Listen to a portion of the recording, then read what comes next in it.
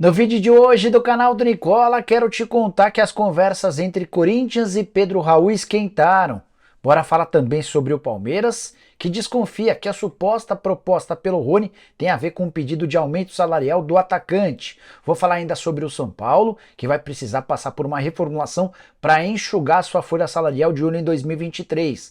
Já o Flamengo vai conseguir em 2022 a maior arrecadação da história do futebol brasileiro. Para completar, preciso te atualizar sobre o Cruzeiro e as negociações com a Nike. Por que o Cruzeiro e o Ronaldo querem abrir mão do contrato com a Adidas? Tudo isso e muito mais a partir de agora.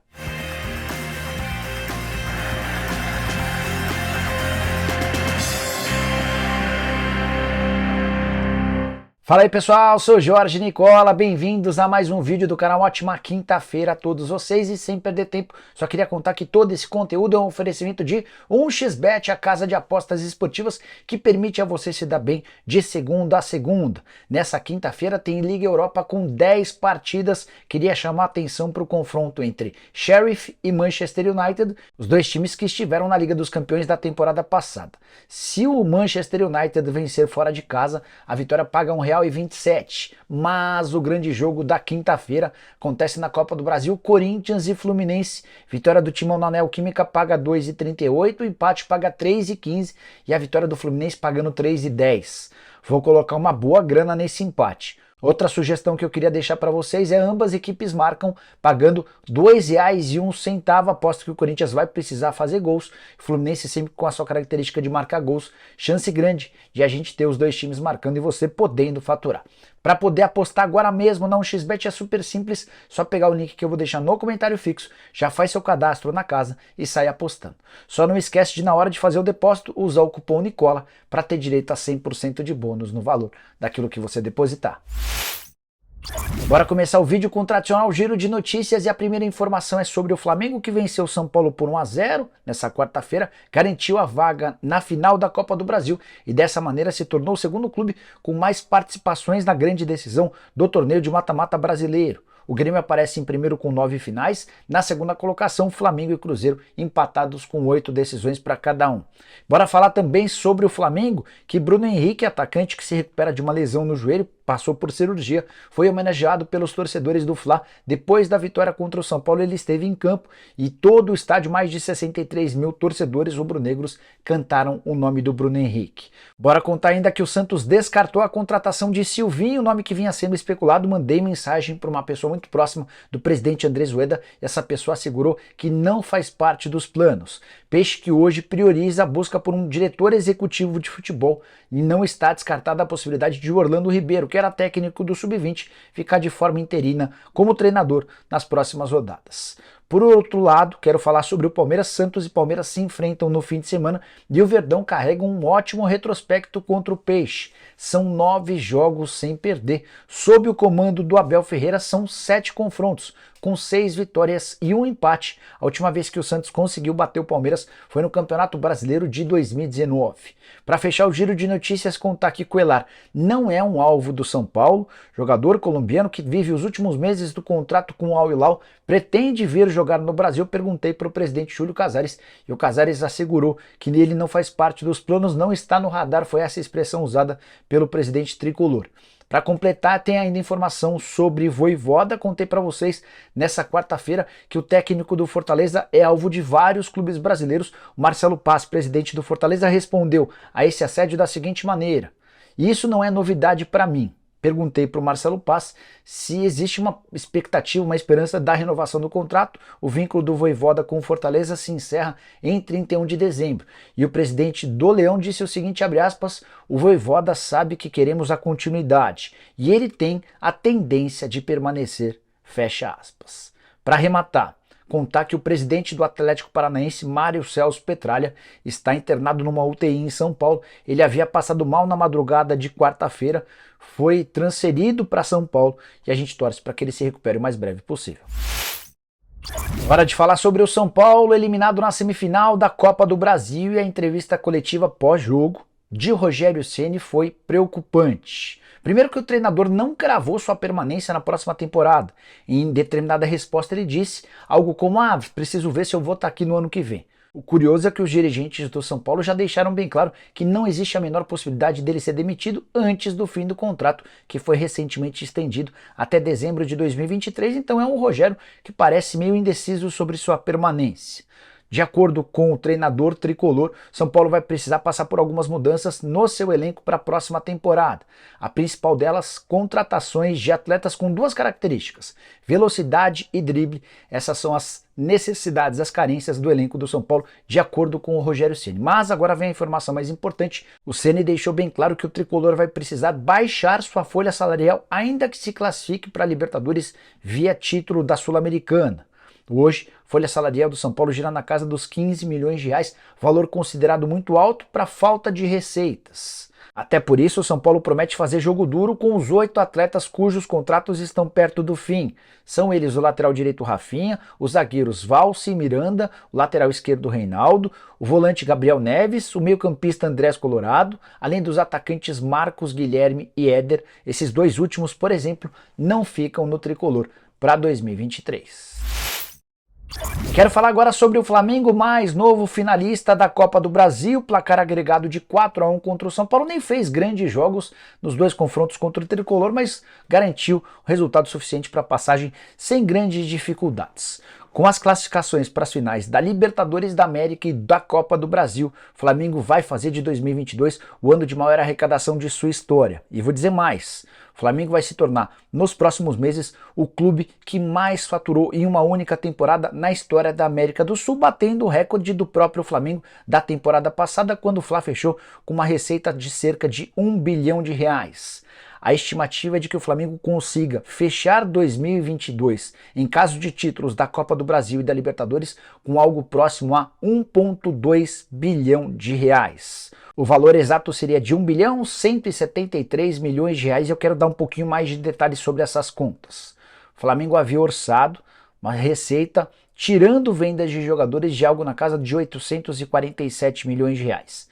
Com o detalhe de que não estavam previstas as presenças do Fla nem na final da Libertadores, nem na Copa do Brasil. Nas metas esportivas estabelecidas pelo rubro-negro, a previsão era de semifinal para as duas competições. Então tudo que vier a partir de agora já é lucro.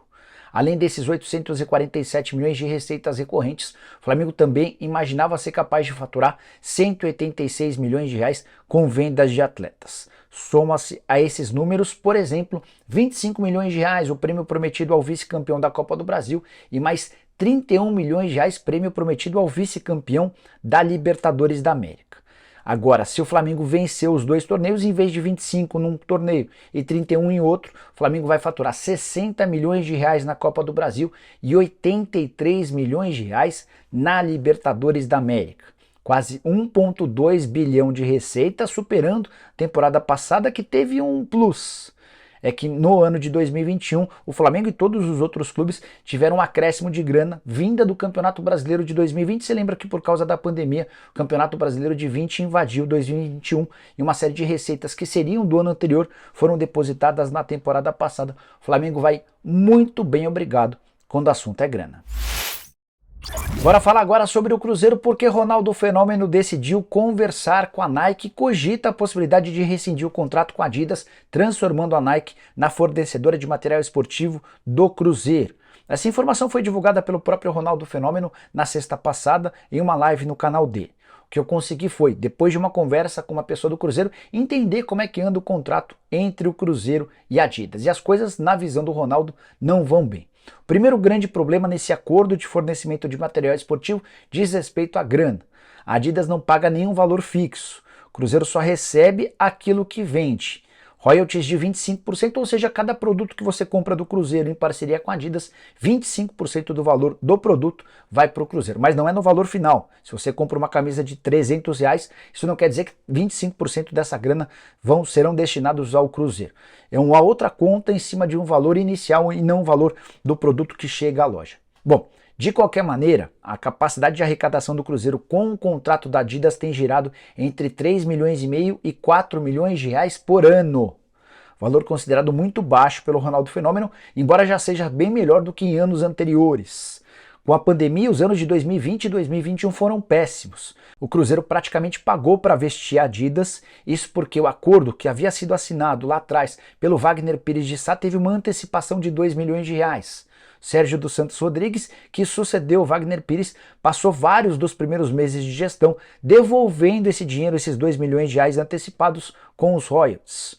Ronaldo Fenômeno estuda alternativas para rescindir o contrato com a Adidas. Estou tentando descobrir o valor da multa rescisória. Assim que tiver qualquer novidade, conto para vocês para ver se é viável a rescisão com a empresa alemã e um acordo, consequentemente, depois com a Nike, que é uma antiga patrocinadora do Ronaldo Fenômeno. Fora de informação exclusiva, o Vasco tem a intenção de contratar Quinteiro, meio atacante colombiano, 29 anos de idade, camisa 10 do River Plate. Esse seria um dos alvos da 777 para a próxima temporada, levando em consideração que o Vasco suba para a primeira divisão. Se o time se mantiver na segunda divisão, está completamente descartada essa possibilidade. Negociação existe e na próxima semana o empresário do Quinteiro é esperado no Rio de Janeiro para conversar com os executivos da 777 e do Vasco. O nome desse empresário é Rodrigo Riepp e o Vasco já foi informado sobre a intenção do Quinteiro em deixar o River Plate. Ele está meio incomodado com o fato de não ser titular. Quinteiro, que joga pela seleção colombiana, esteve recentemente no Shenzhen FC da China, ganhou um caminhão de dinheiro por lá e voltou praticamente de graça ao River Plate, imaginando que teria bastante espaço. Na atual temporada, 29 jogos, 5 gols e 5 assistências. O problema vem agora. Dos 29 jogos disputados, ele foi titular em 10 e reserva em 19. O Vasco prometeu ao Quinteiro a possibilidade de transformá-lo num titular absoluto, em alguém que seria uma peça importante no planejamento para a próxima temporada.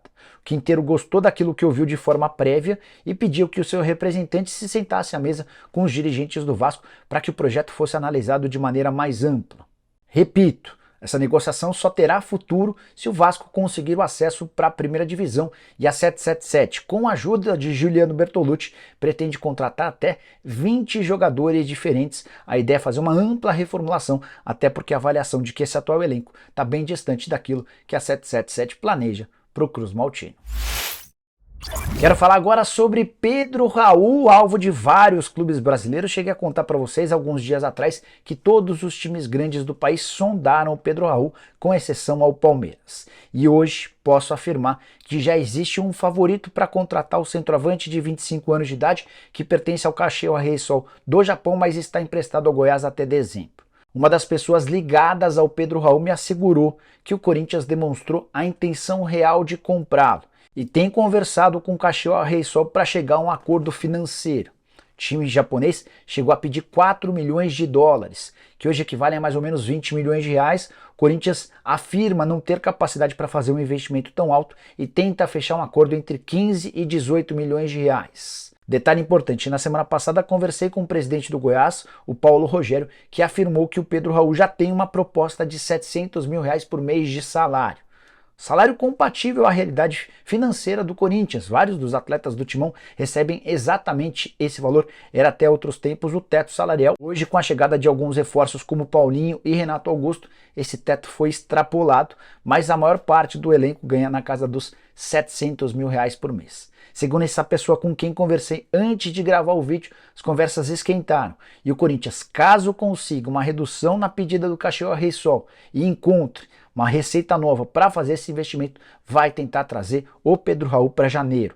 Atleta fazedor de gols, vive ótima fase. Nessa temporada, por exemplo, já são 47 jogos, 23 gols e 3 assistências. Jogador cujo passaporte italiano ajuda demais numa futura negociação com clubes do futebol europeu. Ele seria uma sombra para o Yuri Alberto nos primeiros 6 meses do ano, e aí depois, quando o Yuri voltasse à Rússia, o contrato de empréstimo dele é somente até o mês de junho, Pedro Raul teria caminho aberto para ficar em definitivo e titular absoluto do Timão. Bora fechar o vídeo para trazer novidades a respeito de Rony e esse suposto interesse de um clube do Catar. Vários sites, jornais e jornalistas têm afirmado que o Palmeiras já recebeu uma oferta oficial e recusou para que o Rony se transferisse para o Catar. Até hoje ninguém pôde, por exemplo, dizer qual o nome do clube interessado. As minhas fontes do Palmeiras asseguram que não chegou absolutamente nada oficial pelo Rony. Por trás de toda essa história, segundo o Palmeiras, existe uma intenção dos representantes do Rony em criar uma situação para que ele seja valorizado. Se a gente voltar algumas semanas atrás, já havia uma tentativa do staff do Rony em garantir um aumento salarial e ele ganha na casa dos R$500 mil por mês, bastante abaixo de vários outros protagonistas. Só a título de comparação, o Dudu ganha R$2.100.000 por mês, o Rafael Veiga e o Gustavo Gomes discutem renovações do contrato para passarem a ganhar mais de R$1 milhão mensais, o Lucas Lima, que já nem faz parte do elenco, fatura exatamente R$1 milhão, o Scarpa ganha mais do que os R$500 mil do Rony, e o atacante, que é artilheiro do time, uma das peças fundamentais no elenco do Abel, entende-se no direito de pedir um reajuste. O Palmeiras, por sua vez, não vinha facilitando as tratativas em relação a um aumento salarial e aí, coincidência ou não, surgiu essa suposta proposta do Qatar. Isso pode mudar os planos da Leila para que ela aumente o salário do Rony? Eventualmente sim. Faz parte dos planos da presidente Alviverde sempre reajustar e valorizar seus atletas. Mas o modus operandi não foi muito bem avaliado. E a menos que nessa quinta-feira chegue de fato uma proposta oficial com papel timbrado, Rony permanece no clube. Vale a lembrança de que no Qatar a janela de inscrições se encerra nessa quinta-feira. Bom, pessoal, eram essas as informações que eu queria dividir com vocês nessa quinta. Espero que tenham curtido o vídeo e deixem like, se inscrevam no canal. A gente volta à tarde com mais um vídeo e com o programa do Nicola um pouco mais tarde. Abraço, tchau!